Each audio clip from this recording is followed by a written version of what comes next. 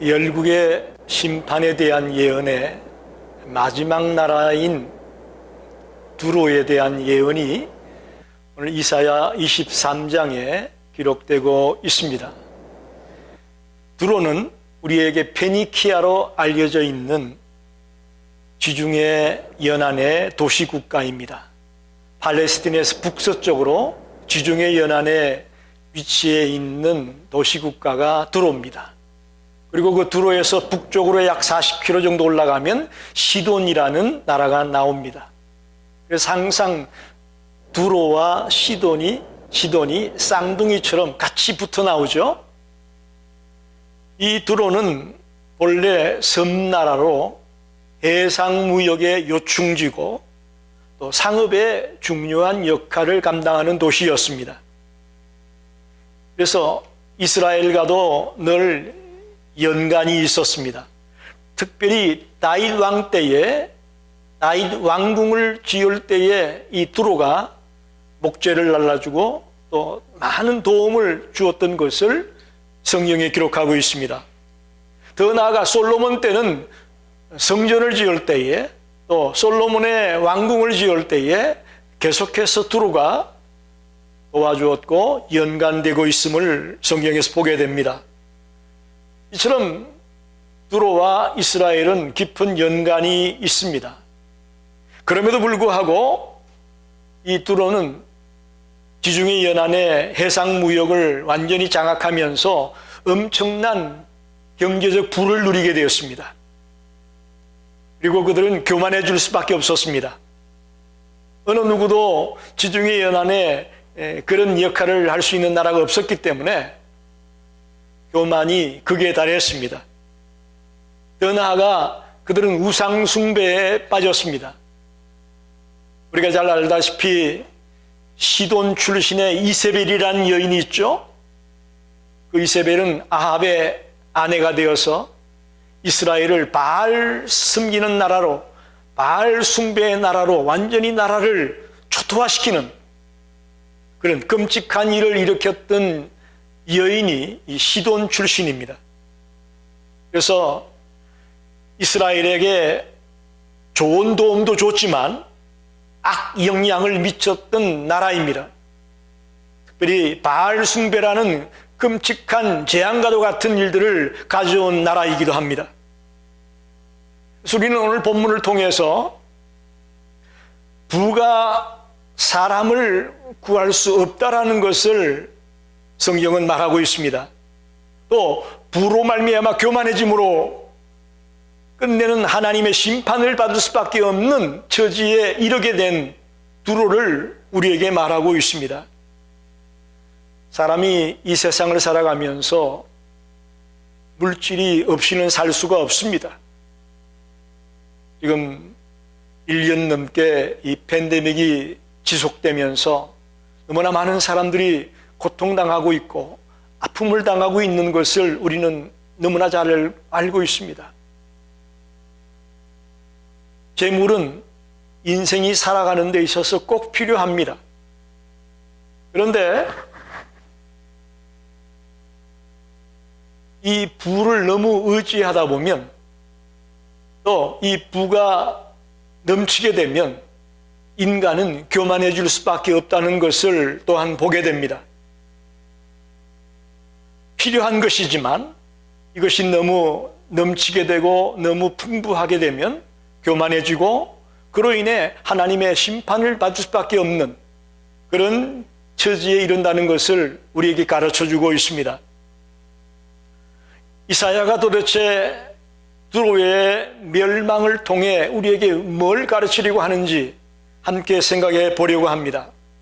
첫째는 부요함이 곧 평안을 주는 것은 아니다 라는 것을 말하고 있습니다. 두로는 일부는 육지지만 또 일부는 섬이었습니다.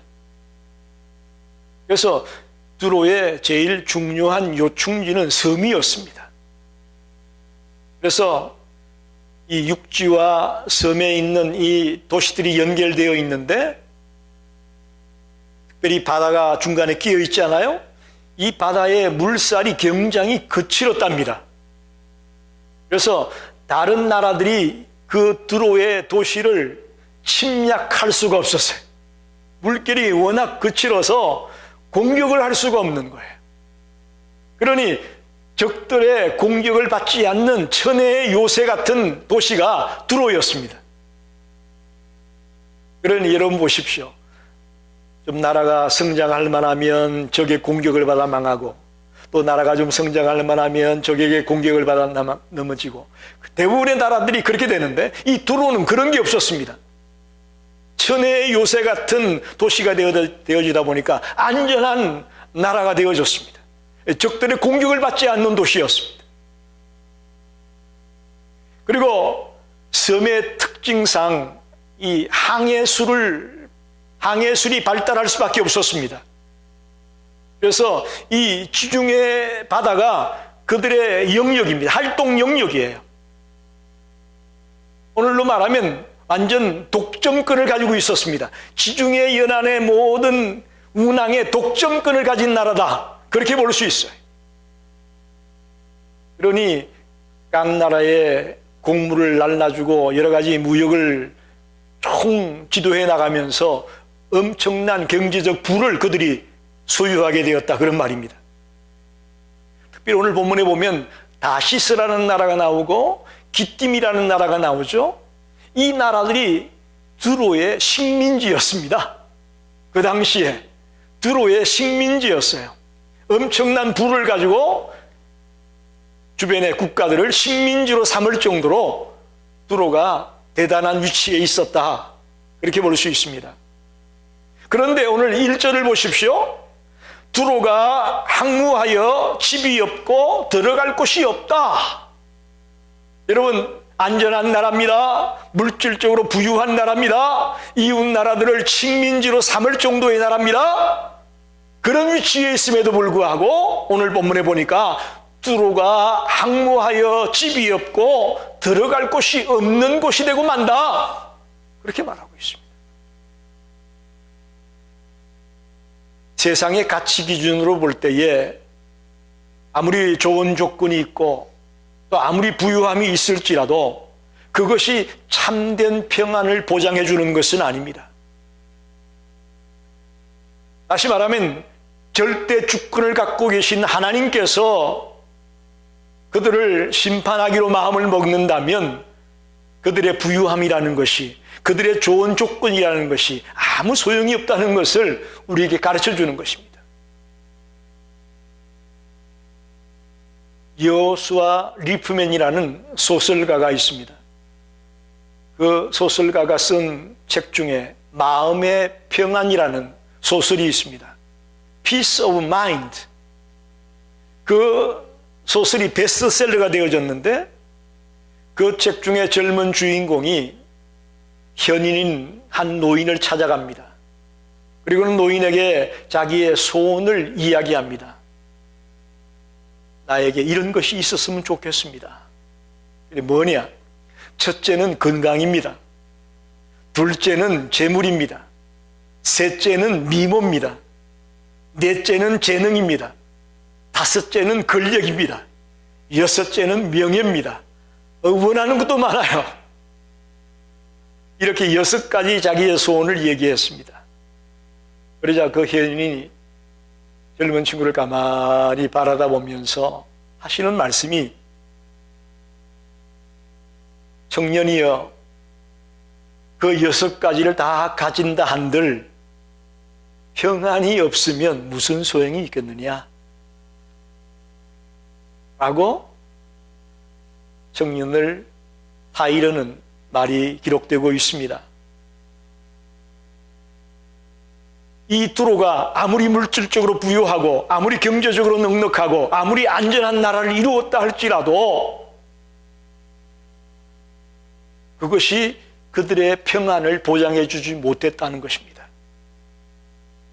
그 도시에 하나님의 심판이 임하고 하나님의 계획이 임하게 되어졌을 때에 그 도시는 한순간에 무너질 수밖에 없는 도시가 되고 평안이 사라지는 도시가 되고 말았다라는 것이죠. 요한복음 14장에 보면 내가 너에게 평안을 주노라. 내가 주는 평안은 세상이 주는 것 같지 않다라고 말씀합니다. 할렐루야. 우리에게 진정한 평안을 줄 수 있는 분은 주님밖에 없습니다. 참된 평안은 하나님께서 보장해 주셔야만 가능한 것입니다. 그러기에 우리에게 필요한 것은 하나님과의 관계를 바로 세우는 것이 중요합니다. 물질을 많이 얻고 높은 자리에 올라가고 유명한 사람이 되어지고 그런 것보다도 우리에게 더 중요한 것은 하나님과의 관계를 바로 설정하는 것이 무엇보다도 중요한 것입니다. 그것이 우리에게 평안을 가져다 주고 그것이 우리에게 진정한 샬롬을 가져다 준다는 것입니다. 그렇기 때문에 평안과 풍요로움을 누리기 위해서 세상적으로 좋은 조건을 갖추는 것도 좋지만 그보다는 먼저 해야 될 것이 있는데 하나님과의 관계를 바로 세우는 것이 더 우선이다. 그렇게 믿습니다. 오늘 이 말씀을 들으면서 저와 여러분이 하나님과의 관계를 우선적으로 생각하고 그걸 바르게 세울 수 있는 모든 성도들이 되시기를 꼭 부탁을 드립니다. 두 번째는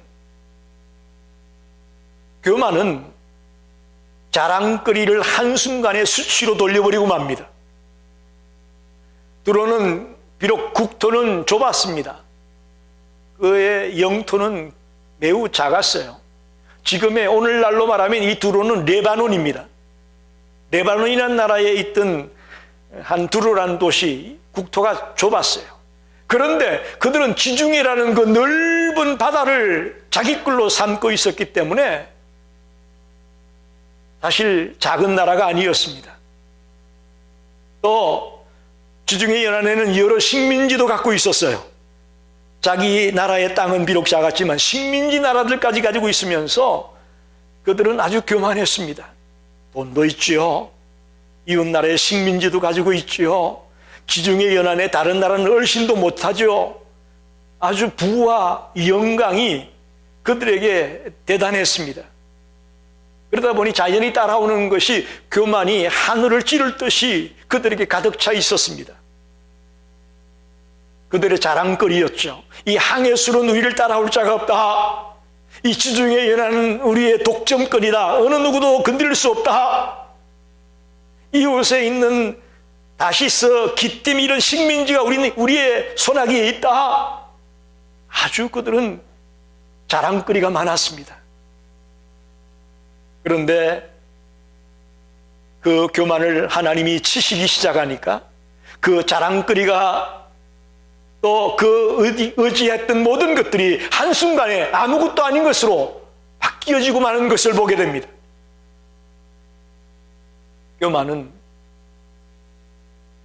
지금은 자랑거리일지 모르겠지만 하나님의 심판이 임하게 되고 하나님의 채찍이 임하게 될 때 수치스러운 것으로 한순간에 전락되어지는 것을 보여주고 있습니다. 하나님은 교만을 역겨워합니다. 여러분 잘 들으시기 바랍니다. 하나님이 가장 역겨워하고 가장 싫어하는 것 교만이라는 사실을 우리는 뼈저리게 체험해야 됩니다. 교만한 개구리라는 우화가 있습니다. 개구리들의 소원은 하늘을 나는 것이었다고 말합니다. 그들의 꿈은 하늘을, 저 새처럼 하늘을 한번 날아보자. 그것이 개구리의 소원이었습니다. 그래서 한 용감한 개구리가 독수리를 찾아갔어요. 그리고는 독수리에게 소원을 말합니다. 내가 한번 하늘을 나는 게 소원이니까 제발 부탁이니까 내가 당신의 다리를 붙들고 하늘을 좀 날 수 있게 도와달라 요청을 했어요. 그러자 독수리가 그 소원을 들어줬어요. 오케이, 한번 해보자. 그리고는 드디어 개구리가 독수리의 다리를 붙들고 독수리를 따라 하늘을 높이 치올랐어요. 그러자 땅속 땅 위에 있던 개구리들이 그 장면을 보고, 이야, 저거 누구 아이디어야? 기가 막히다. 아이디어야 저게? 그러자 그 소리를 들은 독수리 다리를 붙들고 있던 개구리가 갑자기 다리를 놓으면서 바로 나야! 소리를 치는 그 순간에 땅으로 떨어져서 죽고 말았습니다. 이 교만은 패망의 선봉이라고 잠언에 말하지 않습니까?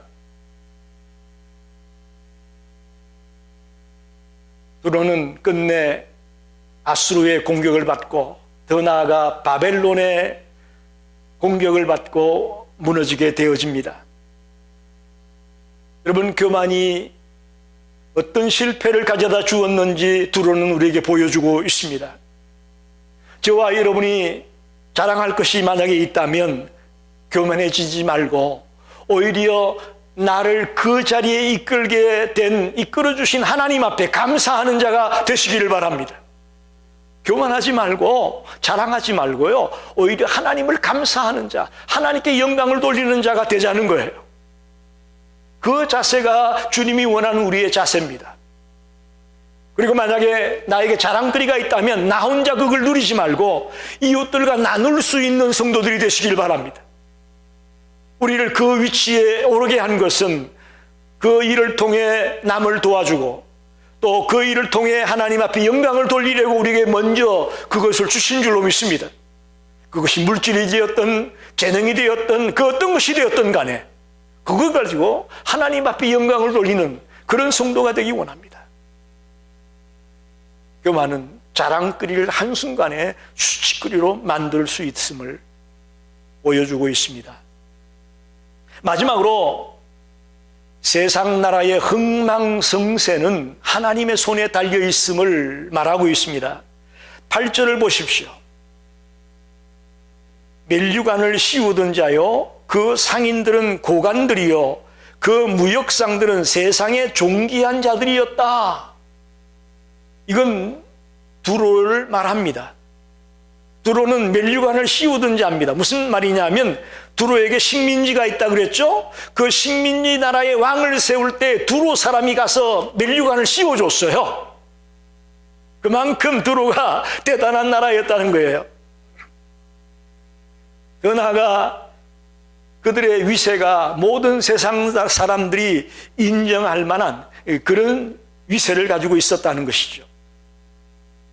그런데 오늘 본문에 보니까 두로에 대해 누가 이 일을 정했느냐, 그런 말씀이 나오고 있죠. 여기서 말하는 이 일이라는 것은 두로의 멸망을 말합니다. 누가 두로의 멸망을 정했느냐? 라고 묻습니다. 그러자 9절에 만군의 여호와께서 그 일을 정했다. 할렐루야. 그렇게 잘 나가던 두로의 멸망을 누가 정했느냐? 하나님이 정했다는 것입니다. 두로는 하나님으로 말미암아 망하게 되었다라는 것입니다. 겉으로 보기엔 외부의 공격에 의해서, 즉 바벨론의 공격에 의해서 두로가 망한 것처럼 보여지지만 실제는 하나님의 작정과 하나님의 섭리와 하나님의 계획 속에서 두로가 망하게 되었음을 말하고 있습니다. 하나님은 우주 만물의 주권자이십니다. 또 역사의 주인이십니다. 그런 하나님께서 당신의 뜻을 바벨론이라는 도구를 들어서 두로를 치고 있음을 말씀하는 것입니다. 두로의 멸망은 바벨론에 의해 멸망당한 것이 아니고 하나님의 계획에 의해서 멸망당한 것임을 분명하게 해두고 있습니다. 9절 하반절을 보십시오. 모든 누리던 영화를 욕되게 하시며 세상의 모든 교만하던 자가 멸시를 받게 하려 하심이라. 두로가 누리던 영화를 욕되게 하고 교만하던 두로가 멸시를 당하게 하기 위해서 하나님이 그렇게 했다라는 거예요. 세상 나라의 흥망성쇠가 하나님의 손에 있음을 분명하게 보여주고 있습니다. 어떤 나라든 하나님의 눈 밖에 나고 하나님의 뜻에 어긋나는 일을 일삼게 되면 하나님의 작정과 계획이 그 나라에 임할 수 있습니다. 즉 하나님은 분명한 이유를 가지고 한 나라의 흥망성쇠를 좌지우지하고 있음을 성경은 밝히고 있습니다. 우리는 지금 미국 땅에 살고 있습니다. 미국은 청교도들이 신앙의 자유를 찾아서 건너와서 세워진 이민자의 나라입니다. 어쩌면 기독교 신앙에 근거해서 하나님의 말씀에 근거해서 세워진 나라가 바로 미국입니다. 그래서 짧은 역사지만 세계 최강대국이 될 수가 있었습니다. 그러나 지금 미국의 실상은 정말 여러 가지 것들을 생각하게 만듭니다. 오늘 전도사님도 기도했지만 애틀랜타에서 한국인 4명이 총에 맞아 죽는 비극이 벌어졌습니다. 또 아시안이라는 이유로 아무런 잘못도 없는 자들이 총에 맞아 죽는 일들이 벌어지고 있습니다. 모르겠어요. 중국에서부터 바이러스가 왔다고 아시안들을 미워하는지 모르겠습니다만은 지금 세계에서 가장 많은 확진자가 생겨지고 있는 나라가 미국입니다. 지금도 미 전역에서 하루에 6만 명의 확진자가 생기고 있습니다. 백신을 맞았다고 지금 다들 나은 것처럼 벌써부터 난리를 피우는데 하루에 지금도 6만 명의 확진자가 생기고 있습니다. 얼마 전에는 3만 5천 명이었는데 또 늘어났어요. 6만 명으로. 더 나아가 50만 명이 넘는 사망자가 나왔습니다. 저는 이것을 어쩌면 미국의 교만함에 대한 하나님의 경고의 메시지다라고 보고 싶습니다. 기독교 신앙과 말씀의 근거에 세워졌던 이 나라가 언제부터인가 달라지기 시작합니다. LA 지역에는 공립학교에서 기독교 서적을 다 빼뿌리라고 정부에서 얘기를 했습니다. 도서관에 있던 기독교 서적을 다 빼뿌리라는 거예요. 동성 결혼을 허용하고 있습니다. 낙태를 허용하고 있습니다. 하나님의 말씀을 무시하고 제멋대로 달려가고 있는 지금 미국의 실상을 우리는 봐야 됩니다. 이런 미국을 향해 하나님은 경고하고 있다고 저는 보고 싶습니다.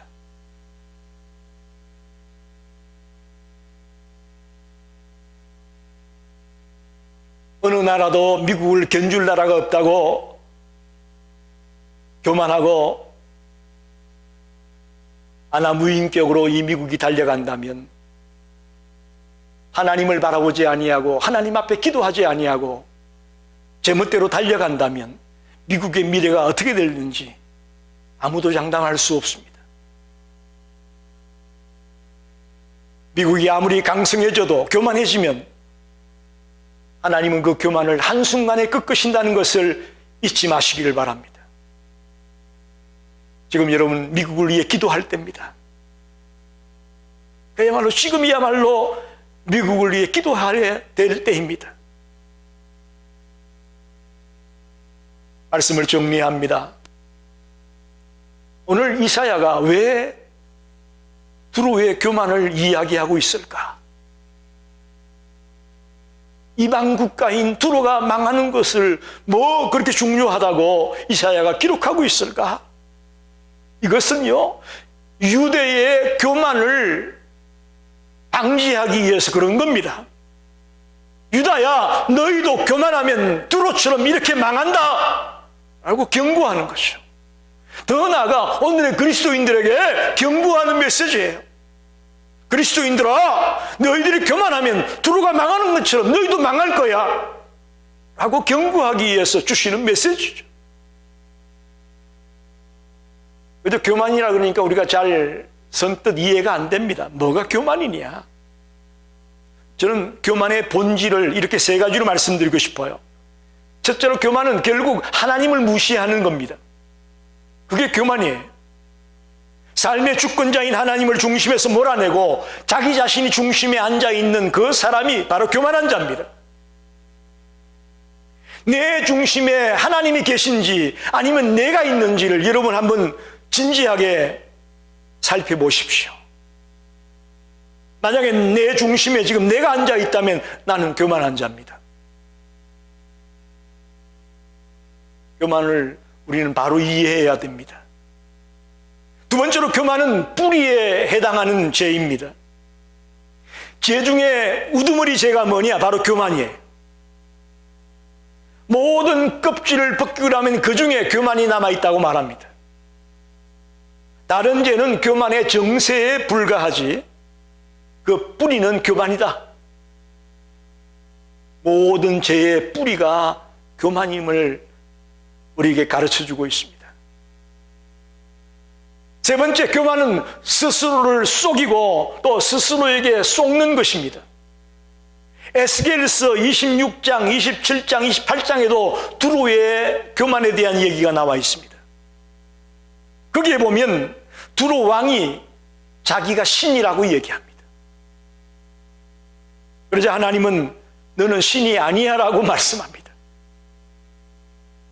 자기가 신이 아닌 줄 알면서도 신이라고 얘기하는 스스로에게 속고 있는 이 교만한 자의 모습을 보게 됩니다. 저와 여러분은 죽었다 깨어나도 신이 아닙니다. 신이 될 수가 없습니다. 우리는 하나님의 피조물일 뿐입니다. 아멘입니까? 그런데 교만은 스스로 속여서 그런 생각을 하게 하는 것이죠. 그게 교만이죠. 잠언 16장 18절에 교만은 패망의 선봉이요 교만한 마음은 넘어집의 앞잡이다 라고 말씀합니다. 야고보서 4장 6절에 하나님이 교만한 자를 물리치시고 겸손한 자에게 은혜를 주신다 말씀하셨습니다. 여러분, 두로가 망한 이유는 하나님보다도 물질을 먼저 생각했고 그 물질을 더 높였기 때문입니다. 또 두로의 왕이 하나님보다도 자기를 더 높였습니다. 교만은 한마디로 자기를 높이는 겁니다. 교만하면 하나님의 축복을 받을 수가 없습니다. 교만한 자는 아무리 기도해도 응답이 없습니다. 오늘 3월 21일 이 아침에 저와 여러분이 교만으로 망해갈 이 두로의 모습을 바라보면서 저와 여러분이 하나님 앞에서 정말 겸손한 자가 되기를 원합니다. 교만에서 멀어지고 정말 하나님과의 관계를 바로 설정하면서 하나님의 뜻에 순종하는 삶을 살아가려고 몸부림을 치는 그런 겸손한 성도들이 되기를 간절히 축원합니다. 기도합니다.